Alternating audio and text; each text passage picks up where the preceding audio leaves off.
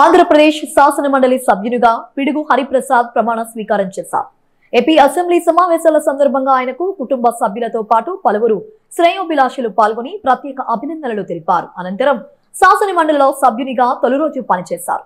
అనంతరం ఆయన మాట్లాడుతూ జనసేన అధినేత పవన్ కళ్యాణ్, పిఎసి చైర్మన్ నాదెండ్ల మనోహర్కు తనకు ఇంతటి కీలక బాధ్యతలు అప్పగించిన వీరికి ప్రత్యేక ధన్యవాదములు తెలిపారు.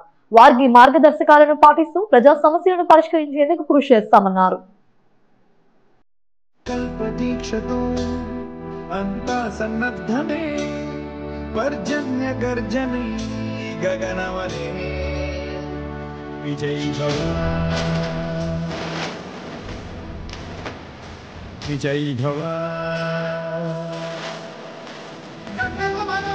विजयी भव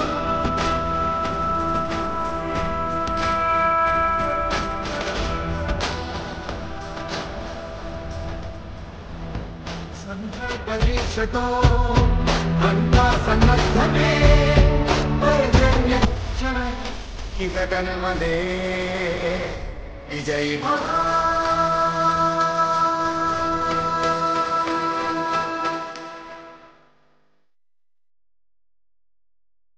హరిప్రసాద్ గారు